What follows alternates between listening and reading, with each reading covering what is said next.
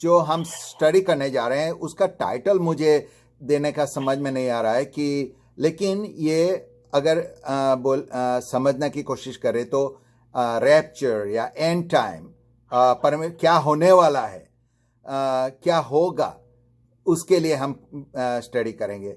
लेकिन ये सिर्फ बाइबल में से ही नहीं देखेंगे, हम लोग और भी देखेंगे। कहाँ देखेंगे कि हिस्ट्री में क्या हुआ है। जो बाइबल को नहीं रखो तो भी हिस्ट्री में क्या हुआ है, आउट ऑफ बाइबल कैसे जगह पे क्या लिखा हुआ है, उसका कैसा रिलेशन होता है, वो भी हम देखेंगे। अच्छा, और एक चीज हम ये देखेंगे कि परमेश्वर इतना दयालु है, इतना दयालु है कि वो हमें कभी भी ऐसे चीजें नहीं आने देता है कि जो हमें समझ में ना आए, राइट। और परमेश्वर उसकी हमें झलक बिल्कुल बताता है। अगर अभी हमने स्टडी कौन सी पूरी की थी मालूम है ना, टैबरनेकल की। तो टैबरनेकल क्या बता रहा था, राइट? प्रभु यीशु को बता रहा था। प्रभु यीशु आए थे? नहीं आए थे, लेकिन प्रभु यीशु के बारे में बता रहा था, राइट। अच्छा, तो और हमने देखा था कि इब्राहिम है, वो अपने एकलौते बेटे इब्राहिम का इज़ाक का वो बलिदान दे रहा था, राइट। लेकिन वो क्या रिप्रेजेंट कर रहा था कि एक दिन परमेश्वर का अपना इकलौता बेटा आएगा और वो हमारे लिए अपनी जान दे देगा, right. So what we call prophecy और प्रकटीकरण और रेवलेशन और या एंड टाइम। लेकिन ये मत भूलना कि उसकी झलक या उसकी शैडो हमें ओल्ड टेस्टामेंट में दिया गया है, वो पहले हो चुका है, राइट। तो हम उस पॉइंट से देखने की कोशिश करेंगे कि पहले क्या हुआ है। उसके हिसाब से हम कह सकते हैं कि अगर रेवलेशन को समझना है, डैनियल को समझना है, बुक ऑफ डैनियल को, तो हम कैसे समझ सकते हैं, जो हो चुका है उसके हिसाब से हम समझने की कोशिश करेंगे। तो मेरा जो ये अप्रोच है समझने का, ये थोड़ा अलग है, राइट। तो सबसे पहले हम बेसलाइन बनाते हैं, राइट। बिना बेसलाइन कोई चीज शुरू नहीं होती है। हम हमेशा पहले बेसलाइन बनाते हैं, राइट। आपको मालूम है जब बिल्डिंग बनाते हैं तो बिल्डिंग बनाने से पहले वो क्या करते हैं, आप लोग बोल सकते हैं बिल्डिंग बनाने से पहले क्या होता है? प्लानिंग होता है, नक्शा तैयार होता है। उसके बाद क्या होता है? मटेरियल लाए। हाँ, लेकिन वो जमीन के ऊपर वो लोग मार्किंग करते हैं कि नहीं? सबसे पहले वो मार्किंग करेंगे जमीन के अंदर, राइट। उससे पहले वो एक्सकेवेशन या खोदना शुरू नहीं करेंगे। पहले वो मार्किंग करते हैं कि ब्लूप्रिंट में क्या लिखा है, उसके हिसाब से वो जमीन के ऊपर मार्किंग करते हैं। तो ये रैप्चर या एंड टाइम, उसको समझने के लिए पहले हमें बेसलाइन बनानी है, राइट। बिना बेसलाइन को अगर हम समझने की कोशिश करेंगे तो नहीं समझ सकते हैं। तो बेसलाइन हमें कहां से मिलती है? तो बेसलाइन हमें मिलती, राइट, बाइबल में। लेकिन बाइबल में से कहां से हम बेसलाइन देंगे, राइट। तो वो बेसलाइन हमें मिलती है बुक ऑफ होसेया। होसेया प्रबोधक पुस्तक, उसका 6ठा अध्याय और पहली, दूसरी और तीसरी कलम। कोई पढ़ेंगे? होशिया 6, 1, 2 અને 3।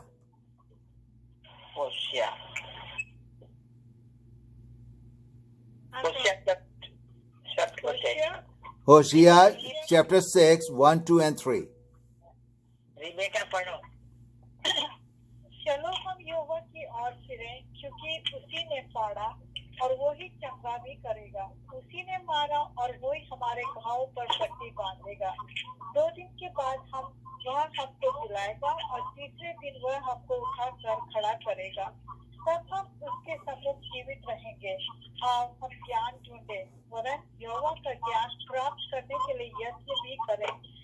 यहोवा का प्रकट होना भोर का सा निश्चित है। वह वर्षा की नाई हमारे ऊपर आएगा, वरन बरसात के अंत की वर्षा के समान, जिससे भूमि सींचती है। Thank you. मैं अंग्रेजी में पढ़ने की कोशिश करता हूँ, राइट? और आप लोग हैं ना, पढ़ने के बाद म्यूट कर देना तो ताकि बैकग्राउंड ना रहे। Thank you. तो होशिया chapter 6 1 to 3। Come and let us return to the Lord, for he has torn, but he will heal us. He has stricken, but he will bind us. After 2 days, he will revive us.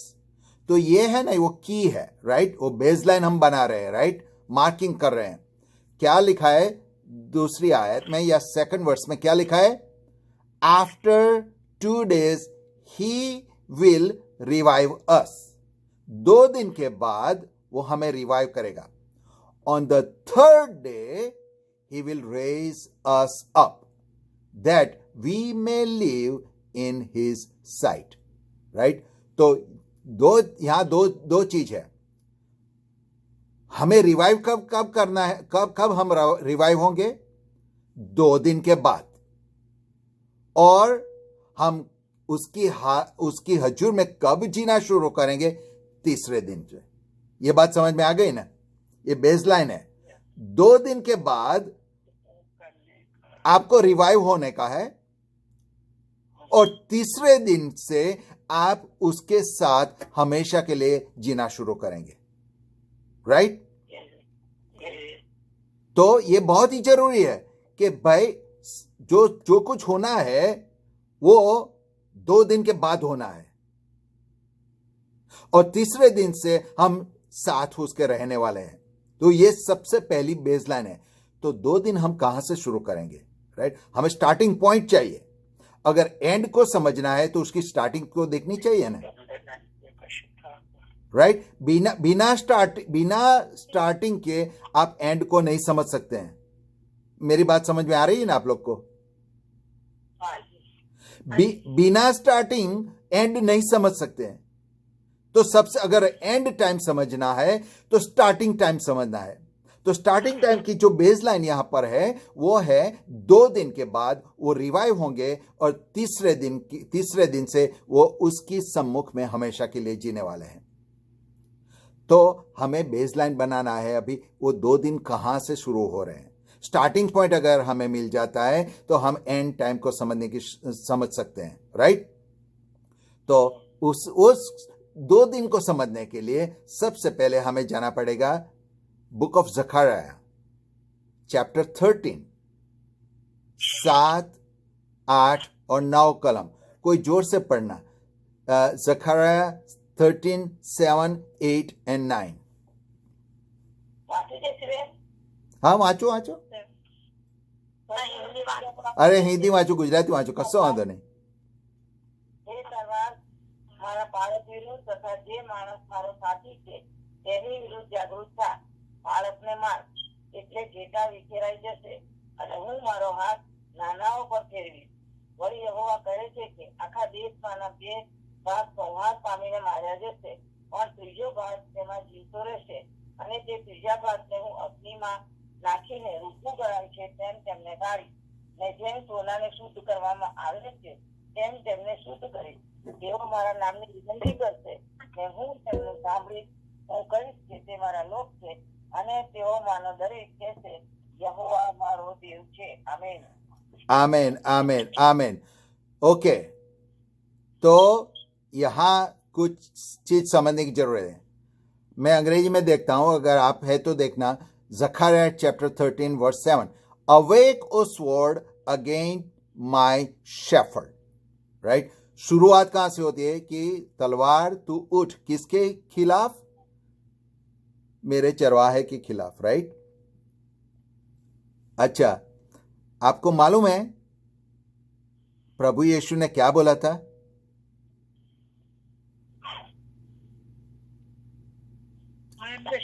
I am the good shepherd, right? तो यहां जकरिया ने क्या प्रबोध किया था कि shepherd है, जो चरवाहा है, उसको वो मारा जाएगा। वो मारा जाएगा और उसके बाद क्या होगा? सब लोग तितर बितर हो जाएंगे, राइट? तितर बितर हो जाएंगे, राइट, बिखर जाएंगे, सब बिखर जाएंगे। तो ये दो चीज समझने की है। Shepherd will die and the people और the ships will scattered, right? तो जो आपने बताया, चलिए हम प्रभु के वचनों से, क्योंकि मैं हमेशा प्रभु के वचनों में से आपको बताना चाहता हूं। जॉन 10:11,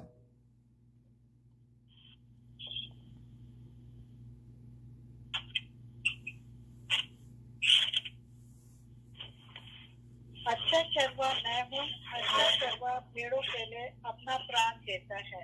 ओके, तो ये जो जखारिया बोलता है, प्रभु यीशु ने क्यों कहा? प्रभु यीशु ने ये क्यों कहा कि I am a good shepherd? वो हालांकि वो गुड शेफर्ड है, लेकिन प्रभु ये शब्द क्यों बोले? मैं तुम्हारा पिता हूं, वो भी कह सकते थे। मैं तुम्हारे लिए अपना मेरा जी देने वाला हूं, वो भी कह सकते हैं। लेकिन प्रभु ने ये क्यों कहा कि मैं गुड शेफर्ड हूं? क्योंकि परमेश्वर चाहता था कि लोग समझे कि अगर वो ये लोग हैं ना, इन लोग के पास क्या था? ओल्ड टेस्टामेंट तो था, राइट? प्रभु यीशु के समय में जो लोग थे उनके पास ओल्ड टेस्टामेंट था। अगर उन लोग ने जखारिया प्रबोधक की भविष्यवाणी पढ़ी होती तो उनको पता चलता कि there will be a shepherd, right? तो प्रभु उनको बोल रहा है कि मैंने कहा, जखारिया तुम्हारा एक प्रबोधक था जिसने मेरे बारे में कहा था, तो वो मैं हूं, गुड शेफर्ड मैं हूं। अभी आप कनेक्शन करते हैं ना जखारिया और जॉन के बीच में।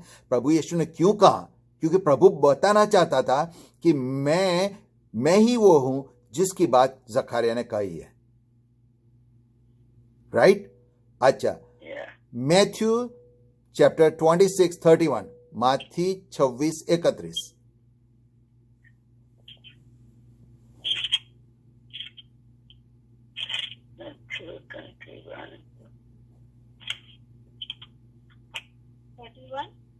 तब 24, उनसे कहा, 24, यस, मनुष्य का पुत्र तो जैसा उसके विषय में लिखा है जाता ही है, परंतु उस मनुष्य के लिए शौक है जिसके द्वारा मनुष्य का पुत्र पकड़वाया जाता है।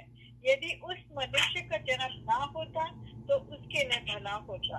अच्छा, तो प्रभु यीशु ने यह भी बताया कि शेफर्ड को कैसे मारा जाएगा, राइट? तो ये जो जखारिया में जो लिखा गया था वो परमेश्वर के प्रभु यीशु के लिए लिखा गया था, राइट? अभी हम स्टार्टिंग पॉइंट एस्टैब्लिश कर रहे हैं। आप समझ रहे हैं ना कि कहां से ये 2 दिन जो होशिया प्रबोधक बोलता है कि 2 दिन के बाद मैं तुम्हें रिवाइव करूंगा, वो 2 दिन कहां से शुरू हो रहे हैं? वो हम स्टार्टिंग पॉइंट एस्टैब्लिश कर रहे हैं कि जखारिया प्रबोधक जिसके बारे में बोल रहा है शेफर्ड के बारे में, वो प्रभु यीशु था, राइट? अच्छा, अभी हम थोड़ा हिस्ट्री देखेंगे कि जो जखारिया ने बोला है, ऐसा हुआ था क्या? जखारिया ने जो कहा है ऐसा हुआ है क्या? ऐसा हुआ है। जीसस क्राइस्ट को मार डाला गया। लेकिन उसके बाद उसने क्या बोला है? जखारिया ने क्या बोला था कि शेफर्ड को मारा जाएगा, और शेफर्ड के मरने के बाद सब लोग तितर बितर हो जाए, घेटा विखराई जैसे, राइट? माथी 26:31 આપણે વાંચી અને લૂક 21:24 વાંચ્યું. ओके, तो अब हम समझने की अब हम स्टोरी पे जाते हैं, राइट? आपने कभी नाम सुना है जूइश डियास्पोरा? क्या जानते हैं आप उसके बारे में क्या जानते हैं? नहीं, डियास्पोरा इस जो यरूशलेम इसराइल का जो नाश हो गया, राइट? और उसके बाद जो इसराइल यहूदी लोग थे पूरी दुनिया में बिखर गए, राइट? और जो समय था उसको स्पेशल नाम हिस्ट्री में दिया गया है, उसका नाम है ज्यूइश डियास्पोरा, राइट। तो प्रभु के बाद 63 एडी में ये क्या था, यरूशलेम के ऊपर सीज हुआ था, और सीज हुआ था और वो वॉर चलती रही, राइट। और वॉर चलती रही और उसके बाद फर्स्ट वॉर हुआ जूइश रोमन के बाद, और उसके बाद यरूशलेम का डिस्ट्रक्शन कब हुआ, 70 में। आप समझ रहे कि नहीं, 70 में यरूशलेम का डिस्ट्रक्शन हो गया, 70 एडी में। और उसके बाद जो ज्यूज थे वो स्कैटर्ड हो गए। आप समझ रहे हैं ना। तो जखारिया ने जो बोला था, I will kill the shepherd, और यरूशलेम डिस्ट्रिक्ट થઈ એવું કીધું? હા, યરૂશલેમનું ડિસ્ટ્રક્શન થયું ને 70 એડી, રાઈટ। તો यरूशलेम जो गिरा और यरूशलेम की डिफीट हुई, ज्यूस लोगों की डिफीट हो गई, उन लोग को यरूशलेम में से निकाल दिया गया, राइट, और पूरी दुनिया में चले गए। तो जखारिया ने जो बोला था कि I will kill the shepherd and the people will be scattered, वो स्कैटर्ड की शुरुआत कहां से हुई, राइट। प्रभु यीशु के मर जाने के बाद 70 में जब उनका नाश हो गया, यरूशलेम का डिफीट हुआ ज्यूज लोगों का, उसके बाद वो स्कैटर्ड हो गए। आप ये बात समझ गए ना। अच्छा, अभी यरूशलेम को रोमन लोगों ने 70 एडी में डिस्ट्रॉय किया। उसके बाद अभी आप देखिए, मैं जो कह रहा हूं, साल बढ़ती गई, 614 में यरूशलेम और वो पूरा एरिया किसके अंडर आया, पर्शियन के अंडर में आया। फिर 637 एडी में तो कालिफा उमर ने यरूशलेम को ले लिया। 1099 एडी में क्रूसेडर्स ने ले लिया, और 1187 में सलाडिन ने ले लिया। तो आप देखिए, हाँ राजेश भाई धीमे बोलो, मतलब खत्म नहीं। ओके યરુશલેમ તમે પેલું 70 એડી માં ડિસ્ટ્રક્શન થયું, પછી 70 એડી માં યરુશલેમ કહેવા શું માંગુ છું કે યરુશલેમમાં, કારણ કે જો વિખેરાઈ ના જાય, ક્યારે વિખેરાયેલા કહેવાય, જો એ લોકો પાછું રાજ્ય ઇઝરાયલનું સ્થાપન થાય તો એ લોકો વિખેરાયેલા કહેવાય ના કહેવાય। ઝખારિયાએ શું કહ્યું હતું કે એ લોકો વિખેરાઈ જશે, એટલે 70ની સાલમાં રોમન લોકોએ ડિસ્ટ્રોય કર્યું। 614 માં યરૂશલેમ પર્શિયન લોકોના અંડરમાં આવ્યું। 637ની સાલમાં કાલિફા ઓમારના અંડરમાં આવ્યું।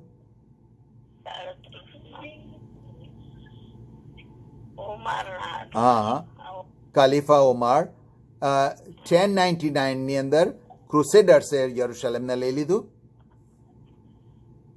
અને પછીથી 1099 એડી ક્રુસેડ જે લોકો કરતા હતા, ક્રુસેડર્સ એ લોકોએ, અને પછી 1187માં સાલિદાને એને લઈ લીધું।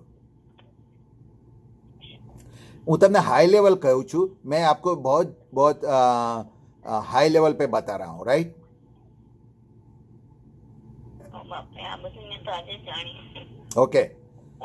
ओके, तो जखारिया ने क्या बोला था, जखारिया 13:7 में कि I will kill the shepherd और ships will be scattered, right.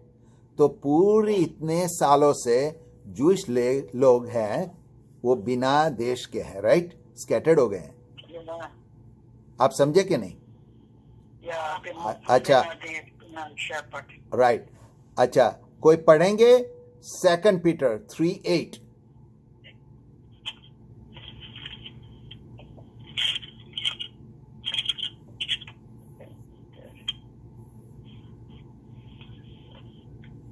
Second Peter 3:8. हाँ, Allow me સ્ત્રીઓ ન જાઓ. પ્રભુની નજરમાં એક દિવસ 1000 વર્ષોના જેવો અને 1000 વર્ષો એક દિવસના જેવા છે.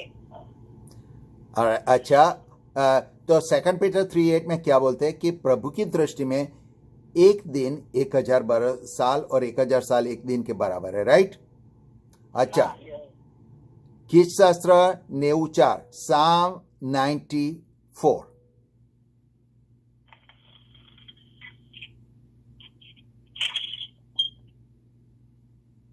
કેમ કે તારી દ્રષ્ટિમાં 1000 વર્ષો વીતી ગયેલી કાલના જેવા અને એક રાતના એક પહોર જેવા છે. ओके, तो दो चीज है कि हमें ये पहले तो हम एस्टेब्लिश करते हैं स्टार्टिंग पॉइंट, और दूसरी चीज है ये प्रोफेसिस को समझने के लिए हमें मेजरमेंट चाहिए, राइट? हम कुछ भी करते हैं, हम मेजर करते हैं, राइट? समय को भी मेजर करना है, प्रोफेसी के समय को. तो हर प्रोफेसी के लिए अलग अलग मेजरमेंट दिया गया है. तो ये जो हम पढ़ रहे हैं होशिया प्रबोधक का जी भविष्यवाणी है, उसके लिए कौन सा स्केल यूज करना है? एक साल एक दिन बराबर 1000 साल, राइट? क्योंकि ये मेजरमेंट कहां दिया है? एक तो दाऊद राजा ने भी दिया है और एक पीतर भी दे रहा है. एक ओल्ड टेस्टामेंट में भी है और एक न्यू टेस्टामेंट में भी है, राइट? ओके, अच्छा, उससे अगर उसमें हम और जाने से पहले अब अगर आप समझने की कोशिश करो, इस्राएल का देश कब अस्तित्व में आया?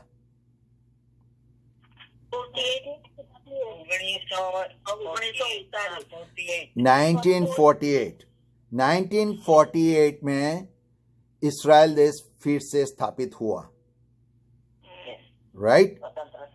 ओके, ओके, अभी मेरी बात ध्यान से समझने की कोशिश करना, क्योंकि हम लोग हैं ना होशिया प्रबोधक का स्टार्टिंग पॉइंट, एंड टाइम की स्टार्टिंग पॉइंट को समझने की कोशिश कर रहे हैं, राइट? स्टार्टिंग पॉइंट एस्टेब्लिश कर रहे हैं हम लोग. अच्छा, तो परमेश्वर इस्राएल का देश होगा, ऐसा वचन परमेश्वर ने किसको दिया था? इब्राहिम को दिया था. इब्राहिम को बोला था कि तेरे से मैं एक देश जाति, बड़ी देश जाति बनाऊंगा, जो कि it will be my people. परमेश्वर ने उनको चुना था, राइट? कि this will be my people, right? अच्छा, 1900, तो मतलब मैं इस्राएल यरूशलेम का जो डिस्ट्रक्शन हुआ था, वो शिप स्कैटर्ड हो गई थी, राइट? और शिप्स जो स्कैटर्ड हो गई थी, वो कितने दिन स्कैटर्ड रहनी थी? 2 दिन, क्योंकि उनको रिवाइव करूंगा, राइट? 2 दिन के, होशिया क्या बोलता है? 2 दिन के बाद मैं तुम्हें रिवाइव करूंगा, राइट? होशिया प्रबोधक ने क्या बोला था? 2 दिन के बाद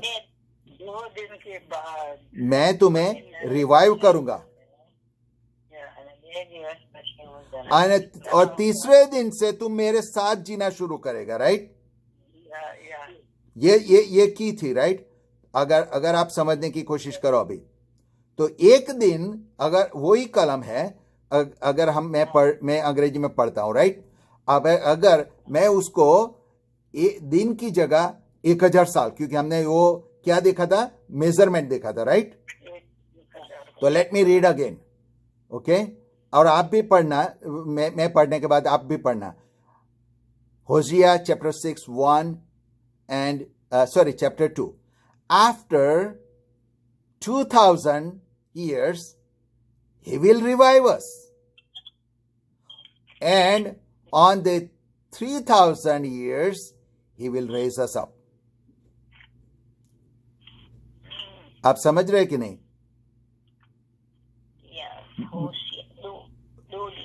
2 दिन मतलब है 2000 साल, राइट? 2000. अच्छा, 2 दिन अगर पूरा हो, तो अभी आप सोचिए, इस्राएल और यरूशलेम के डिस्ट्रक्शन के बाद 1948, 2000 साल पूरा होने से पहले, क्योंकि अगर 2000 साल पहले उनको रिवाइव होना था, स्टार्टिंग पॉइंट आप समझ रहे हैं कि नहीं?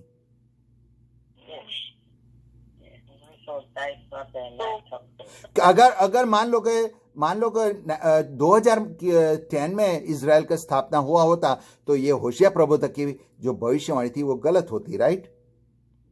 क्योंकि 2 दिन पूरे हो गए, 2000 साल पूरे हो गए। 2000 साल पूरे होने से पहले इस्राएल को स्थापित होना था। आप समझ रहे कि नहीं? 2 दिन के बाद मैं तुम्हें रिवाइव करूंगा। जकरिया ने क्या बोला था? वो स्कैटर्ड हो जाएंगे। अब किसी को रिवाइव आप कब करेंगे? अगर वो स्कैटर्ड नहीं हुआ है, स्कैटर्ड हुआ है तो रिवाइव करेंगे, राइट? अगर स्कैटर्ड नहीं हुआ है तो रिवाइव कैसे होगा, राइट? तो स्कैटर्ड हो गए। जकरिया ने बोला कि वो लोग स्कैटर्ड हो जाएंगे। कब स्कैटर्ड हो जाएंगे? मैं शेफर्ड को मारूंगा और वो लोग स्कैटर्ड हो जाएंगे। और होशिया क्या बोलता है कि 2 दिन के बाद वो स्कैटर्ड हो गए हैं, उन लोग को प्रभु रिवाइव करेगा। तो जब यरूशलेम का डिस्ट्रक्शन हुआ तो ये सब स्कैटर्ड हो गए थे। लेकिन 2000 साल पूरा होने से पहले, मतलब 2 दिन के बाद, उन लोग को रिवाइव किया।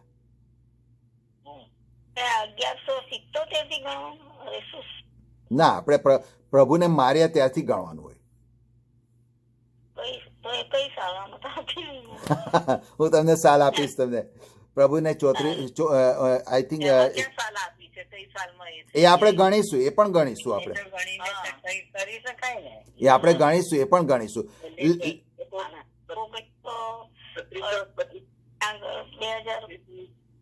हाँ, लेकिन मैं क्या कहना चाह रहा हूं, मैं स्टार्टिंग पॉइंट, क्योंकि एंड समझना है तो स्टार्टिंग पॉइंट समझने की जरूरत है, राइट? क्या नहीं? अच्छा, मैंने आपको क्या बोला था? इस्राएल, परमेश्वर ने इब्राहिम को क्या वचन दिया था? मैं तेरे से एक देश जाति उत्पन्न करूंगा, राइट? और वो रिवाइव कब हुए? 1948 में, राइट? अच्छा, सबसे पहला प्रभु ने किसे बनाया था? आदम को बनाया था. आदम ने पाप किया, राइट? आदम को निकाल दिया गया, राइट? और आदम के बाद प्रभु ने न तो नोआ को बोला, न तो और किसी को बोला, लेकिन जब इब्राहिम का समय आया तब बोला कि मैं तुझे पसंद करूं. आप समझे कि नहीं? तो जब प्रभु ने उसको बोला कि मैं तुझे पसंद करता हूं, तो उसी समय प्रभु की नजर में तो प्रभु ने इस्राएल को स्थापित किया, राइट? एक जमाने में. मैं क्या बोला आपको? परमेश्वर ने हमेशा जो भविष्य में होने वाला है उसकी ग्लिम्स पहले दिया हुआ है. अगर किसी ने ध्यान से देखा होता तो आदम के बाद आदम से काइन हुआ, काइन से उसका लड़का हुआ, फिर पूरी जीनियोलॉजी अगर आप कैलकुलेट करना एक दिन शांत बैठ के, राइट? तो आदम से लेके कितने साल के बाद इब्राहिम पैदा हुआ था?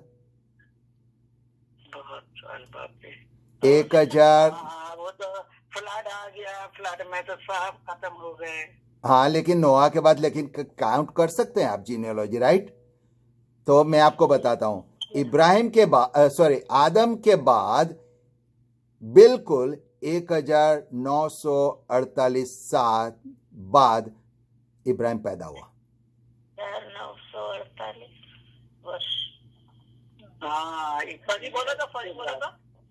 ओके. આદમ થી લઈ અને 1948 વર્ષ પછી ઇબ્રાહિમનો જન્મ થયો, જેને પ્રભુ કીધું કે હું તારથી દેશ જાતિ ઉત્પન્ન કરીશ. और इसीलिए 1948 में हाँ, પણ હું તમને એક્ઝેક્ટ સમય કહેવા માંગુ છું. શા માટે 1948 માં ઇઝરાયલની સ્થાપના થઈ? શા માટે 1947 માં નહીં? શા માટે 1950 માં નહીં? શા માટે 1960 માં નહીં? કારણ કે પ્રભુએ ઇબ્રાહિમને પસંદ કરીને કીધું આદમ પછી કે તારાથી હું દેશ જાતિ ઉત્પન્ન કરીશ, અને એને ઇસ્રાયલ તરીકે સ્થાપિત કર્યો. અને ફરીથી ઇસ્રાયલ પ્રજાને ક્યારે સ્થાપિત કરી? 1948, 1948 વર્ષ.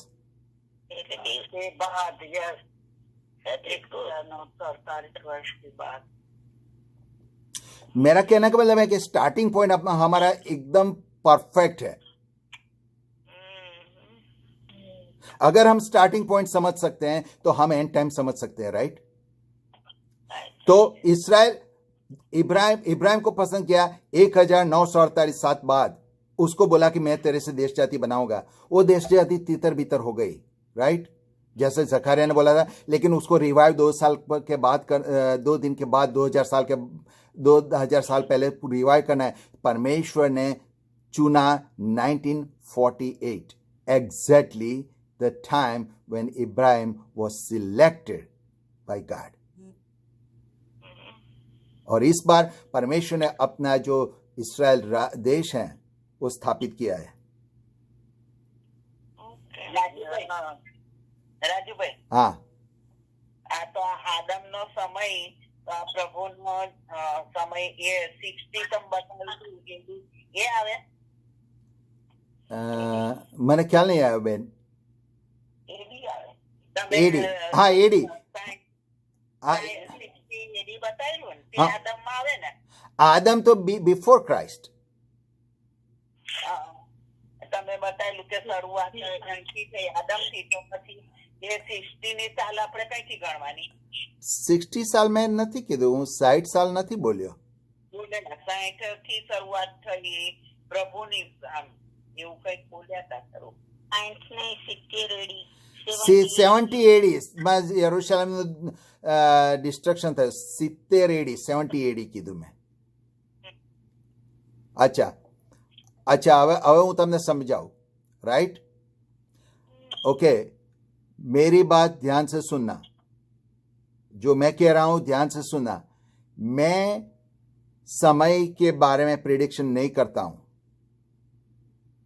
मैं ये नहीं कहता कि प्रभु यीशु ने खुद बोला था कि कोई नहीं जानता है कि प्रभु यीशु कब आने वाले हैं, लेकिन परमेश्वर ने ये बोला है कि if you can predict the season, right?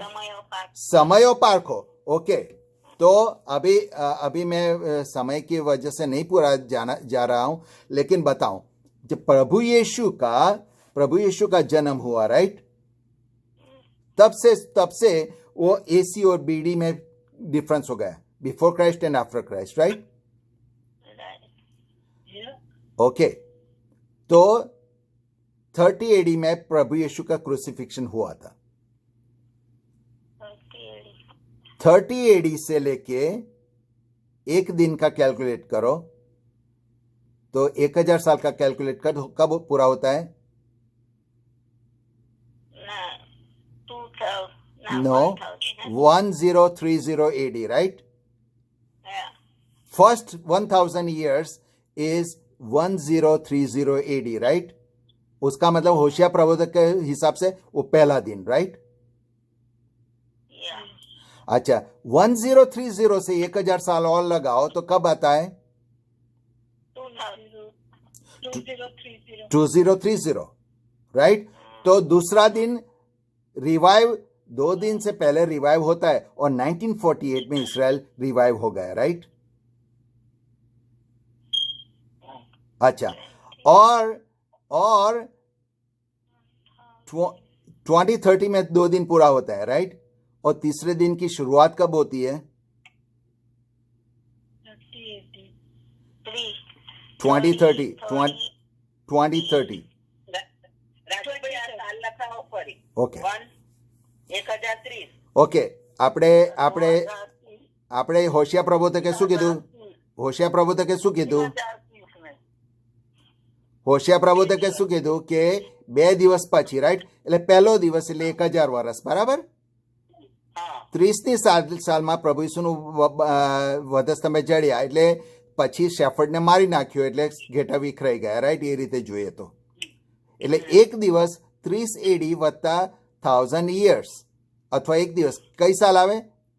1030, 1030 એ પહેલો દિવસ।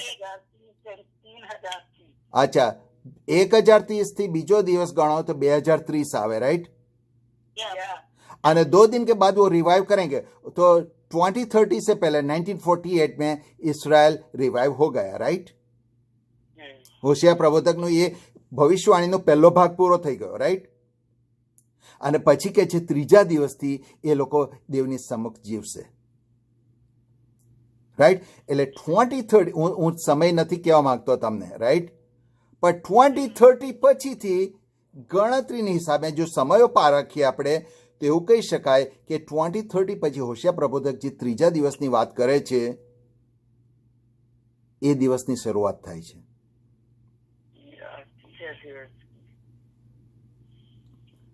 तो एंड समझने के लिए हमें पहले स्टार्टिंग पॉइंट देखने की जरूरत है. तो मैं बहुत कंफ्यूज कर रहा हूं आप लोगों को, राइट? કન્ફ્યુઝ નહીં, અમે ઘરે ઉતરવું ના એ તો શરૂઆતમાં થશે, પછી ચાલશે ને આગળ ગાડી તો નહીં થાય એટલું. અત્યારે સમજવામાં થોડું આ લખીએ છે 2030 આવ્યું, પણ પછી તમે પાછું જે બોલ્યા ને 10 ગુણ્યા 30 કહ્યું. ના ત્રીજો દિવસ રાઈટ? એટલે કારણ કે હોશિયા પ્રબોધકે શું કીધું છે, 2 દિવસ પછી હું તેમને રિવાઇવ કરીશ, રાઈટ? અને ત્રીજે દિવસથી એ લોકો મારી સાથે રહેશે, રાઈટ? એટલે જો એ રીતે સમય પારખીએ તો આપણે 2 દિવસ એટલે 2000 વર્ષ ક્યારે પૂરા થાય છે?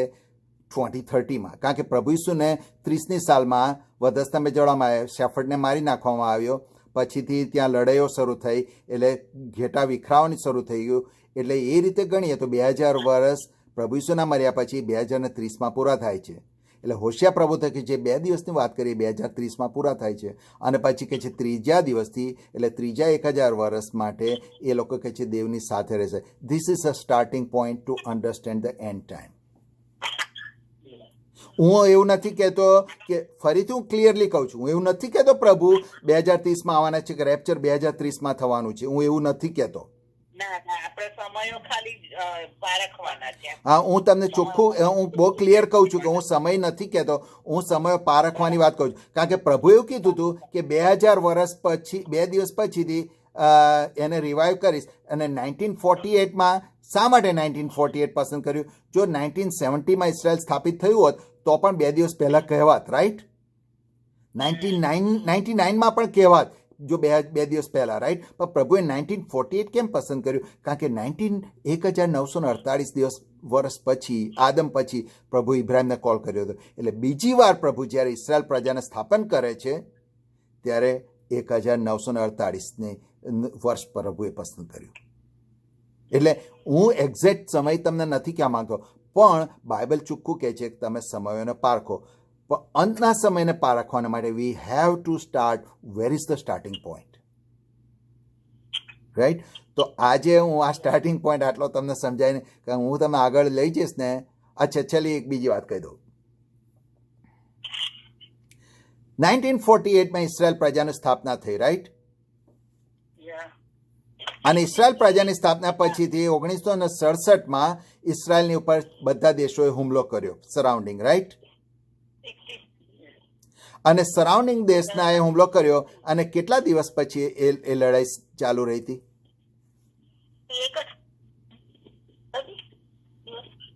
6 દિવસ. 7મા દિવસે એ લોકોને વિજયની લડાઈ, 7મા દિવસે એ લોકોને વિજય મળ્યો, રાઈટ? 6 દિવસ પછી 7મા દિવસે એ લોકોને વિજય મળ્યો. કારણ કે યરેખોનો પહેલી વાર જે લોકો વચનનો દેશ મળ્યો ને, પહેલી લડાઈ હતી ને, એ પણ 6 દિવસ હતી. પહેલી વાર ઇઝરાયલને વચનનો દેશની સ્થાપના થઈ, પહેલી લડાઈ થઈ, 6 દિવસની 7મા દિવસ વિજય મળ્યો. બીજી વાર પણ ફરીથી ઇઝરાયલની સાથે લડાઈ થઈ, 6 દિવસ 7મા દિવસ વિજય મળ્યો. જે ભૂતકાળમાં બની ગયું એ બન્યું ફરીથી ભવિષ્યમાં. એટલે હા, ઇઝરાયલ, ઓકે, ફરીથી કહું છું, ઇઝરાયલ પ્રજા જ્યારે વચનના દેશમાં ગઈ ત્યારે 6 દિવસની લડાઈ પછી યરેખોનો 7મા દિવસે જય મળ્યો. એ જ પ્રમાણે ફરીથી ઇઝરાયલ જ્યારે સ્થાપન થયું 1948માં અને 1967માં લડાઈ થઈ, ત્યારે પહેલી લડાઈ ઇઝરાયલની પહેલી જ લડાઈ 6 દિવસ ચાલી અને 7મા દિવસે એ લોકોને જય મળ્યો, રાઈટ? એટલે હું આજે અહીંયા સ્ટોપ કરીશ, કારણ કે નહીં તો હું તમને લોકોને બહુ જ કન્ફ્યુઝ કરીશ. આશા રાખું છું કે તમને લોકોને આજે સ્ટાર્ટિંગ પોઈન્ટનું ખબર પડી, અને પછી આપણે ઝખારિયા અને દાનિયેલ અને હોશિયા પ્રબોધક એના વચનોનો ઉપયોગ કરી અને આપણે જોઈશું કે એને અને પ્રેક્ટિકલને કેવી રીતે શું લાગે વળગે છે. રાઈટ? આ બે ભાષામાં હું બોલું છું ને, ગુજરાતી હિન્દી, એટલે જરા હું ગૂંચવાઉં છું, પણ આઈ હોપ કે ઇટ વર્ક્સ આઉટ ઓકે.